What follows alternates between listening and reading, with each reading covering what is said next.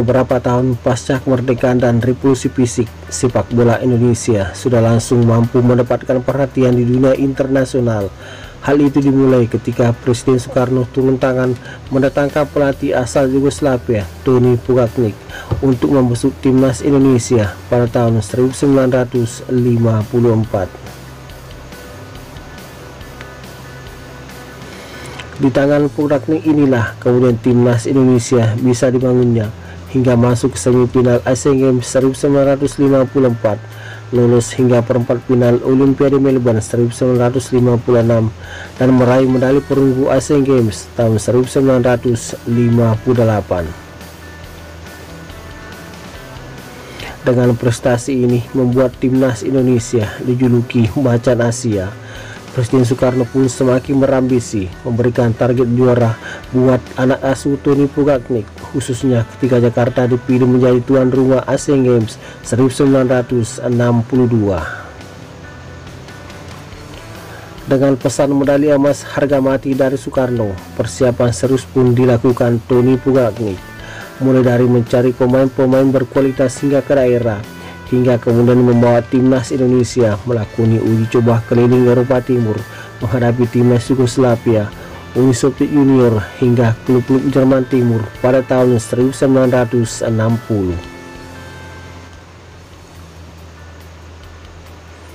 Tapi sayang, akhirnya persiapan panjang timnas Indonesia di bawah asuhan Tony Pugacnik harus merasakan sebuah terpaan badai besar beberapa bulan sebelum berlangsungnya Asian Games 1962.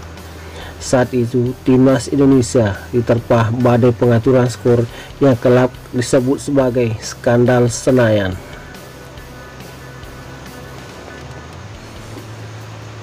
Skandal Senayan bisa dikatakan merupakan kasus suap terbesar yang pernah menjerat timnas Indonesia hingga saat ini. Karena tak main-main, sekitar 16 penggawa timnas Indonesia yang terseret kasus suap yang terjadi di 7 bulan sebelum bergulirnya Asian Games 1962, di mana 10 diantaranya dinyatakan terbukti bersalah dan harus merasakan kurungan di dalam penjara.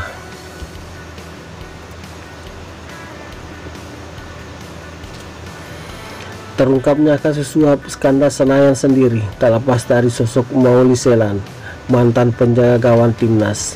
Mauli Selan mengungkap adanya skandal penyuapan di kubu timnas Indonesia setelah ada salah satu pemain yang mengeluh kepadanya bahwa semangat tim mulai menurun, bersama dengan mulai banyak rekan-rekannya di timnas yang terlihat akrab dengan bandar judi saat itu.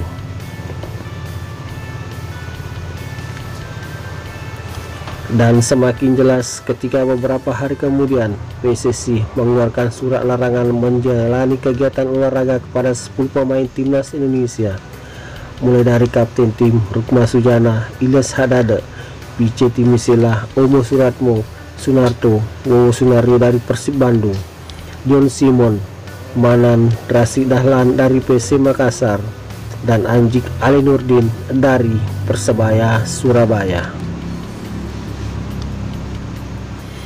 Dengan usaha kerasnya untuk bisa memenuhi target medali emas Asian Games 1962, sejak mengetahui ada anak asuhnya yang terlibat suap, pelatih Tony Pugacnik merasakan kekecewaan yang luar biasa.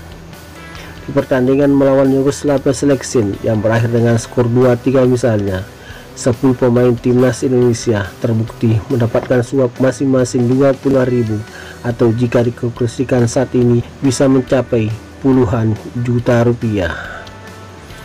Semoga bermanfaat. Salam olahraga.